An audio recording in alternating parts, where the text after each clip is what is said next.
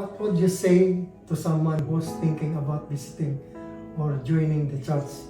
Well, kung naghahanap ka ng isang church sa isang community, ang church na ito ay mapagmahal at kailangan mo rin talaga na kung ikaw naghahanap na maatinan ng mga church na nakaangkop sa iyong pananampalataya ay dito matagpuan ang church, ang sambahan na hinahanap mo. Kasi kung mag-isip ka na kung ano nag-isip ka na magbisita o mag-join ka sa church na to, ay dito makita ang pagkakaisa at pagmamahalan sa bawat isa.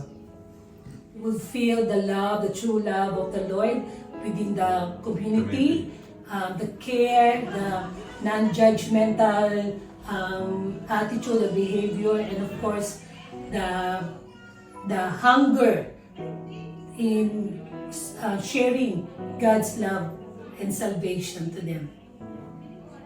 Yeah, so for me, when I attended in this community, so I feel the presence of God, and there is a positivity mindset here.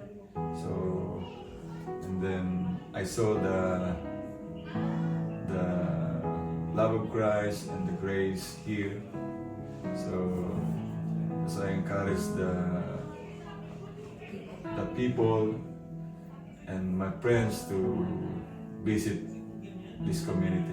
Every time they come here, they get blessings, they will be encouraged, they will grow spiritually, they will be loved because people here are lovely and very understanding, not judgmental, and also we don't gossip her, and so I think that's the best atmosphere that people needs, and you should come here.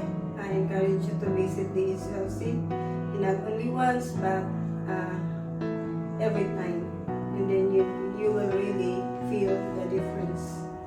Siguro there's a church for everyone.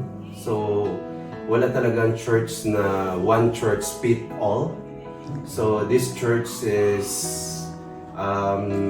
siguro maraming member natin is mga negosyante, so mga businessman, so into growth. So ayun, so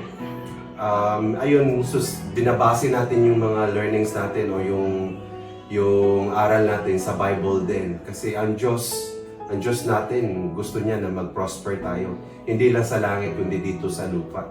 So we need to be prosperous for us to be able to evangelize better.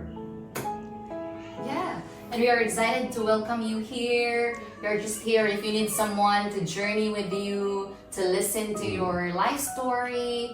You know, you are more than welcome here. So, yeah. And again, we don't judge you.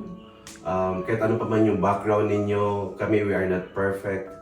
So, marami rin kaming mga mali na mga decision in the past.